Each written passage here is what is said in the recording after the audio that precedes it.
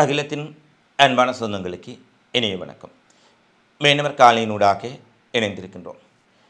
Iran America இடையிலான மோதல் தீவிரமடைந்துள்ள சூழ்நிலையில் அமெரிக்க ஈரானிய தாக்குதலால் மிகப்பெரிய சேதங்களை சந்தித்திருப்பதாகவும் இதன் காரணமாக ஈரான் மீது நடத்த இருந்த மிகப்பெரிய தாக்குதலிலிருந்து ட்ரம்ப் பின்வாங்கப் போவதாக அமெரிக்காவின் பென்டகனை மேற்கோள் காட்டி செய்திகள் வெளியாக இருக்கின்றன.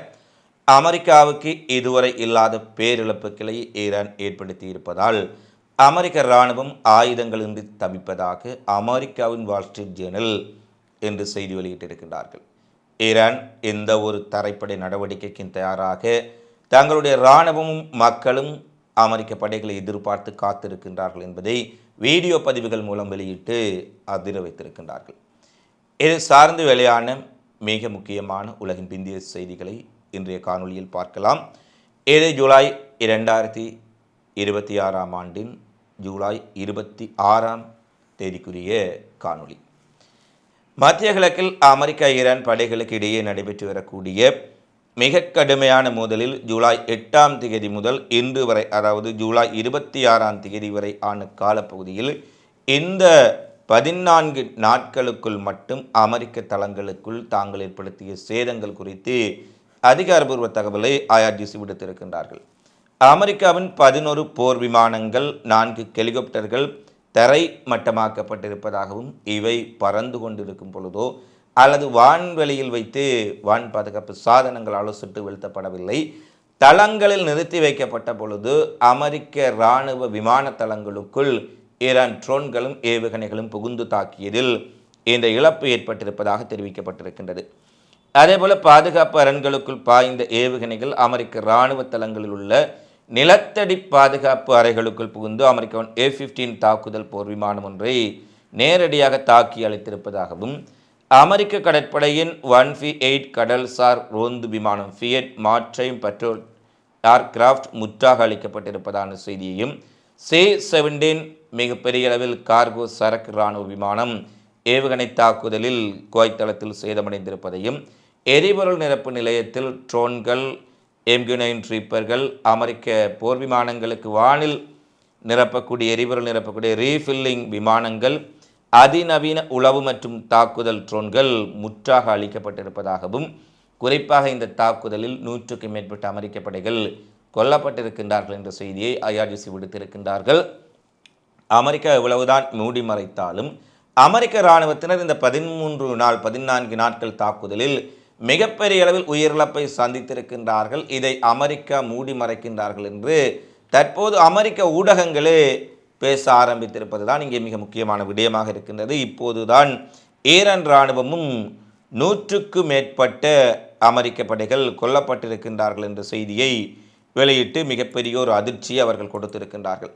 எனவே அமெரிக்கா மிக கடுமையான இழப்புகளை சந்தித்திருக்கும் சூழ்நிலையில் அடுத்து வரும் நாட்களில் ஈரான் மீது தொடர்ச்சியாக 7 தினங்கள் மிகப்பெரிய தாக்குதலை நடத்தப் போவதாக பீட்டர் கெக்ஸாக்டும் ட்ரம்பும் நேற்று முன்தினம் வால் ஸ்ட்ரீட் ஜேர்னல் நேர்காணலில் தெரிவித்தார்கள்.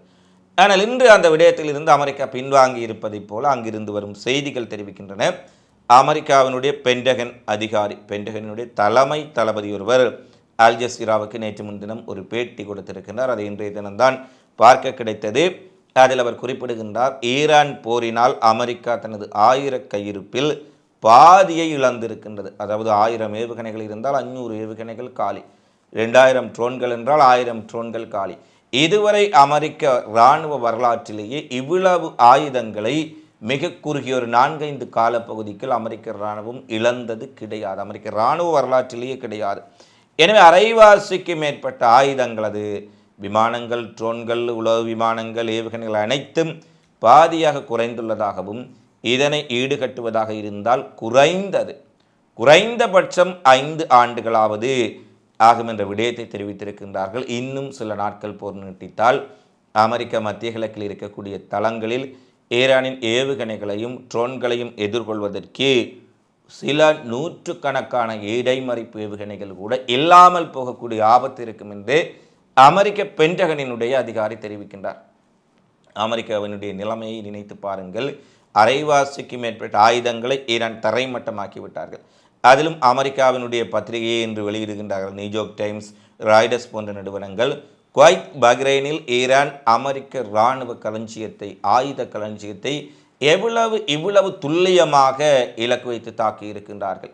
ஏனெனில் அது நிலத்தடியில் மிக பாதுகாப்பாக அமைக்கப்பட்ட ஆயுத கிடங்குகளை ஈரான் அளித்திருக்கின்றார்கள்.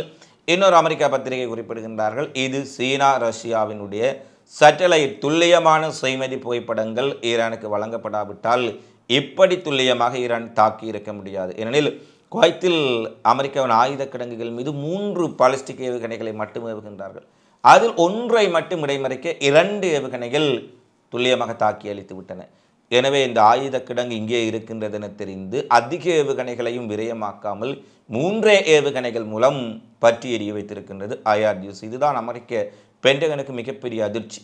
சீனா ரஷ்யா அவர்களுக்கு சேட்டலைட் புகைப்படங்களை கொடுக்கின்றார்கள், துல்லியமாக இருப்பிடங்களை காட்டி கொடுக்கின்றார்கள், துல்லியமான தகவல்களை வழங்குகின்றார்கள் என்று தற்போது ரஷ்யா சீனாவுக்கும் ஒரு எச்சரிக்கை பாணியில் ட்ரம்ப் ஒரு கருத்தை வெளியிட்டிருக்கின்றார். இவருடைய எச்சரிக்கையை தான் யாரும் மதிப்பதில்லை, அமெரிக்காவுக்குள்ளும் மதிப்பதில்லை, அமெரிக்காவுக்கு வெளியேயும் மதிப்பதில்லை.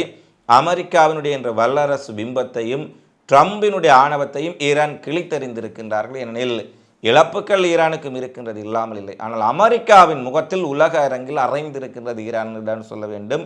ஈரான் அடித்த அடியில் ரஷ்யா சீனா அமெரிக்காவை தற்போது துளியும் மதிப்பதில்லை. அப்படியான நிலையில் தான் இவருடைய மிரட்டலும் வந்திருக்கின்றது. தங்களுடைய வழித்தடம் தாங்கள் அதாவது அறிவுறுத்திய வழித்தடத்தை மீறி சென்ற பியூஜாரா என்ற சரக்கு கப்பல் மீது ஈரான் தாக்குதல் நடத்தி இருக்கின்றார்கள். மீண்டும் அமெரிக்கா கூறிய வழித்தடத்தில் ஓமான் கடற்பகுதி வழியாக கரை வழியாக கார்மூஸில் பயணிப்பதை தவிர்த்து கொள்ள வேண்டும். யார் பயணித்தாலும் நாங்கள் தாக்குதல் நடத்துவதை நிறுத்தப் போவதில்லை. எனவே எங்களுடைய தாக்குதல் திறனுக்குள் அனைத்து பிரதேசங்களும் இந்த கார்மூஸில் இருக்கின்றன என்பதை ஈரான் மீண்டும் தெளிவுபடுத்தி இருக்கின்றார்கள். அது மட்டுமல்ல, ஈரான் கூறிய வழித்தடத்தில் ஈரானின் உத்தரவு பெற்ற பின்னர் நீங்கள் சென்றால் தாக்குதல் நடத்தப்படாது என்ற செய்தியை வெளியிடுகின்றார்கள். ஈரான் மீது அமெரிக்கா ஒரு தரைவழி தாக்குதலை அல்லது நேரடியாக ஈரானின் மிக முக்கியமான கேந்திர முக்கியத்துவம் வாய்ந்த தீவுகளை கைப்பற்றுவதற்கு களமிறங்கலாம் என்று அமெரிக்க ஊடகங்கள் ஒரு புறம், மத்திய கிழக்கு ஊடகங்கள் ஒரு புறம், அவர்களுடைய அடிவரடிகள் ஒரு புறம் கூவிக்கொண்டிருக்கின்றார்கள். ஈரானுக்குள் தரைவழி தாக்குதல் நடந்தால் அமெரிக்கா எப்படி சிக்கிக்கொள்ளும் என்பதை இதற்கு முன்னரும் நாங்கள் தெரிவித்திருந்தோம். ஈரானின் தரைத்தோற்ற அமைப்பை வைத்து அதை ஒரு சிறப்பு காணொலியாக உங்களுக்கு தர இருக்கின்றோம். இந்த நிலையில்தான் ஈரானுக்குள் ஒரு தரைவழி தாக்குதலுக்கு அமெரிக்க படைகள் வந்தால் என்ன ஆகும் என்பதை பண்டர் ஜாஸ் பிரதேசத்தில் இருக்கக்கூடிய மக்கள் கைகளில் ஆயுதங்களுடன் அமெரிக்க படைகளின் வருகைக்காக காத்திருக்கின்றார்கள் என்று தலைப்பிட்ட ஒரு ஊடக காணொலியை ஈரான் அரசு ஊடகங்கள் வெளியிட்டிருக்கின்றார்கள். ஓமான் வளைகுடாவில் உள்ள அந்த நகரில் ஆயுதமேந்திய உள்ளூர்வாசிகள், கிராம மக்கள், அங்கே இருக்கக்கூடிய போராளி குழுக்கள் பண்டர் ஜாஸ்க் மற்றும் அதில் அருகிலுள்ள ஸ்ரிக் கெஷ் பண்டரப்பாஸ் பகுதிகளில் அமெரிக்க படைகள் தரையிறங்கினால் வேட்டையாடுவதற்கே நாங்கள் காத்திருக்கிறோம், we are waiting என்று சொல்லக்கூடிய காட்சிகள். ஈரான் மக்கள் அங்கு ஈரான் இராணுவத்திற்கு பின்னால் நிற்கின்றார்கள் என்பதை தெளிவாக காட்டியிருக்கின்றது. அமெரிக்காவும் இஸ்ரேலும் இவ்வாறான பொய்யான பிரச்சாரங்களை மேற்கொண்டு ஈரான் மக்கள் இராணுவத்துக்கு எதிராக இருக்கின்றார் ஒரு சில மக்களின் சில ஆயிரம் பேரை பணம் கொடுத்து தூண்டி போராட்டங்களை நடத்தி காண்பித்தாலும் கூட IRGCக்கு மிகப்பெரிய ஆதரவு மக்கள் மத்தியில் இருக்கின்றது. மக்கள் ஆயுதங்களை, துப்பாக்கிகள் கைகள் தூக்கி கொண்டு சொல்ல அமெரிக்க இராணுவம் வரட்டும், நாங்கள் காத்திருக்கின்றோம், நாங்கள் அவர்களை பார்த்து விடுவோம் என்று சொல்லும் அளவுக்கு அவர்கள் அங்கு தயார் நிலையில் இருக்கின்றார்கள். அமெரிக்கா ஈரானுக்குள் ஒரு வேளை தரை வழியாக இறங்கினால் அமெரிக்க இராணுவத்தினர் உயிருடன் திரும்புவது கடினம் என்பதை IRGC தளபதி குறிப்பிட்டிருக்கின்றார். சிலவற்றை ஈரான் மிகைப்படுத்தி கூறினாலும் உண்மையில் ஈரானுக்குள் தரை வழியாக சென்றால் அமெரிக்கா மிகப்பெரிய பேராபத்தை எதிர்கொள்வார்கள் என்பதை அமெரிக்காவின் பென்டகன் முன்னாள் அதிகாரிகளே கூறுகின்றார்கள். அமெரிக்கா தரைவழி தாக்குதலை நடத்தினால் இதுவரை காணாத பேரழிவு அமெரிக்க படைகளுக்கு ஏற்படும் என்ற எச்சரிக்கையை அவர்கள் வெளியிடுவதும், அங்குள்ள மக்கள் ஆயுதங்களுடன் இருக்கக்கூடிய காணொளிகளை ஈரான் வெளியிடுவதும் சரியாக இருக்கின்றது.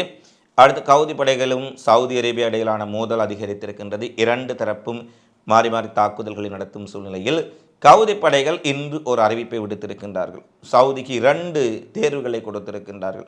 ஒன்று, எங்கள் மீதான முற்றுகையை 10 வருடங்களாக கடல் வான்வெளி முற்றுகையை கவுதி மீது சவுதி அரேபியா விதித்திருக்கின்றார்கள்.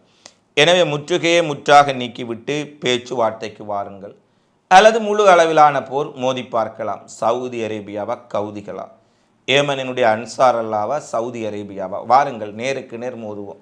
முழு அளவிலான போரா அல்லது முற்றுகையை நீக்கிவிட்டு ஒரு அமைதி பேச்சுவார்த்தை ஊடாக முழு அளவிலான சமாதானமா? இரண்டுக்கும் கவுதிப்படை தயார் என்பதை அவர்கள் சவுதி அரேபியாவுக்கு ஒரு எச்சரிக்கையாக குறிப்பிட்டிருக்கின்றார்கள். சவுதி என்ன முடிவெடுக்கப் போகின்றார்கள் என்பதுதான் மிகப்பெரிய கேள்வி. ஒருவேளை சவுதி அரேபியா மோதல் போக்கை தீர்மானித்து விட்டார்கள் என்று சொன்னால் கவுதிகளுடைய தாக்குதல் பல முனைகளில் இருக்கும். ஏனெனில் சவுதி அரேபியா அவர்களுக்கு அருகே இருக்கின்றது. அவர்கள் இஸ்ரேல் வரை சென்று தாக்கக்கூடிய ஏவுகணைகளை வைத்து இஸ்ரேலின் எலாட் நகர் வரை பற்றிய செய்தவர்கள். சவுதி அரேபியா அருகாமையில் இருக்கின்றார்கள். நினைத்து பாருங்கள், ஒரு போர் ஆரம்பித்தால் என்ன நடக்கும் என்பதை. ஆனால் சவுதி அரேபியா அமைதி பேச்சுவார்த்தைக்கு செல்லலாம் என்ற செய்திகளும் தற்போது கசிந்திருக்கின்றன. கடந்த 48 மணி நேரத்தில் காசாவிலும் மேற்கு கரையிலும் இஸ்ரேலிய படைகள் நடத்திய கொடூரமான தாக்குதலில் 10 பலஸ்தீன் மக்கள் கொல்லப்பட்டிருக்கின்றார்கள். 40க்கு மேற்பட்டவர்கள் படுகாயமடைந்திருக்கின்றார்கள். இதில் 8 பேரின் நிலைமை கவலைக்கிடமாக இருப்பதாக அங்கிருந்து வரும் செய்திகள் தெரிவிக்கின்றன. போர் நிறுத்த ஒப்பந்தம் செய்யப்பட்டிருக்கின்றது, அமைதி ஒப்பந்தம் செய்யப்பட்டிருக்கின்றது. ஹமாஸ் இயக்கத்தினர் தங்கள் தாக்குதலை நிறுத்தி இருக்கின்றார்கள். ஆனால் இஸ்ரேல் ஹமாஸ் என்ற பேரில், இஸ்லாம் ஜிகாத் என்ற பேரில் அப்பாவி பலஸ்தீன் மக்களை தினமும் வேட்டையாடி வருவது மீண்டும் வாடிக்கையாகிவிட்டது.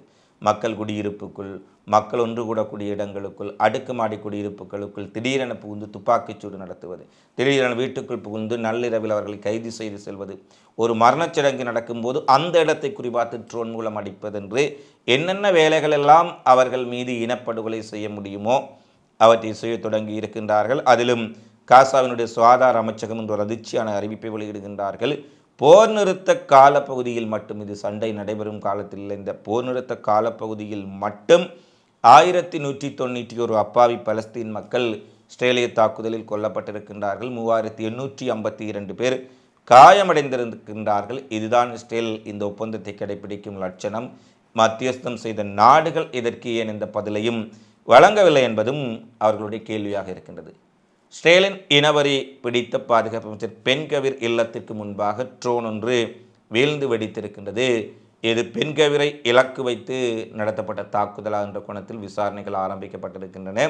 பென்கவிர் தன்னுடைய வீட்டுக்குள் வைத்தே இலக்கு வைக்கப்பட்டாரா என்ற கோணத்தில் விசாரணைகள் தீவிரமடைந்து வருவதாக அங்கிருந்து வரும் செய்திகள் தெரிவிக்கின்றன. காஸ்பியன் கடலில் உக்ரைன் மேற்கொண்ட தொலைதூர தாக்குதலில் ஈரானில் இருந்து இராணுவ சரக்குகளை ஏற்றிக்கொண்டு ரஷ்யாவுக்கு சென்ற ஒரு இராணுவ கப்பல் தாக்கப்பட்டிருக்கும் செய்தி வழியாக இருக்கின்றது. இதற்கு ஈரானும் ரஷ்யாவும் மிகப்பெரிய அளவில் கண்டனம் வெளியிட்டிருக்கின்றார்கள். ஜெலன்ஸ்கி நேரடியாகவே ரஷ்யாவுக்கு ஆயுத தளவாடங்களை கொண்டு சென்ற ஈரான் கப்பலை தொலைதூர தாக்குதல் மூலம் தாங்கள் தாக்கி இருக்கின்றோம் என்ற செய்தியை வெளியிட்டிருக்கின்றார்கள். ஈரான் இராணுவ சரக்குகளை ஏற்றிச் சென்ற கப்பல்களும் ஒரு போர்க்கப்பல்களும் தாக்குதலுக்கு இலக்காக இருப்பதாக காஸ்பியன் கடலில் உக்ரைனிய ஊடகங்கள் செய்தி வெளியிட்டிருக்கின்றார்கள். எனவே ரஷ்யா உக்ரைன் போர் தீவிரமடைந்துள்ள சூழ்நிலையில் ஈரானிய இராணுவ கப்பல்களை உக்ரைன் நேரடியாக தாக்கியிருப்பது மேலும் பதற்றத்தை ஏற்படுத்தி இருக்கின்றது. ஸ்பெயின், பிரான்ஸ் நாடுகளில் காட்டுத்தீயின் தாக்கம் மேலும் அதிகரித்திருக்கின்றது. 2 லட்சத்துக்கு மேற்பட்ட மக்கள் பாதுகாப்பான இடங்களுக்கு வெளியேற்றப்பட்டிருக்கின்றார்கள். பிரான்ஸ் அரசு அவசரமாக நட்பு நாடுகளிடம் ஹெலிகாப்டர்கள் மூலம் தங்களுடைய காட்டுத்தீயை அழிப்பதற்கு, நீரை தெளிப்பதற்கும், தீயை அணைப்பதற்கும் உதவி செய்யுமாறு பிரான்ஸ் அதிகாரப்பூர்வ கோரிக்கை விடுத்திருக்கின்றார்கள். சீனாவில் நவல் புயல் அச்சம் காரணமாக 20,000க்கு மேற்பட்ட மக்கள் அவசரமாக பாதிக்கப்படக்கூடிய இடங்களிலிருந்து வெளியேற்றப்பட்டிருக்கின்றார்கள். தைவானை தாக்கிய புயல் தைவானை கடந்து சீனாவுக்குள் நுழையும் காரணத்தினால் இந்த சக்தி வாய்ந்த புயல் பெரும் சேதங்களை ஏற்படுத்தலாம் என்ற அச்சத்தில் சீனாவின் மிக முக்கிய ஆபத்து பகுதிகளில் இருந்து 20,000க்கு மேற்பட்ட மக்கள் வெளியேற்றப்பட்டு பாதுகாப்பான இடங்களுக்குள் தங்க வைக்கப்பட்டுள்ளார்கள் என்ற செய்திகளும் வெளியாக இருக்கின்றன. இவைதான் தற்போது வரை வெளியான உலகரங்கில் மிக முக்கியமான பிந்திய செய்திகளாக இடம் பிடித்திருக்கின்றன. தொடர்ச்சியாக உலகெங்கு நடைபெறும் செய்திகளை உடனுக்குடன் தெரிந்து கொள்ள அகிலம் சேனலை சப்ஸ்கிரைப் செய்து கொள்ளுங்கள். இந்த காணொளி தொடர்பிலான உங்களது மதிப்பான கருத்துக்களை தவறாமல் கமெண்ட்ஸில் பதிவிடுங்கள். மீண்டும் இன்னொரு காணொளியில் சந்திப்போம். நன்றி, வணக்கம்.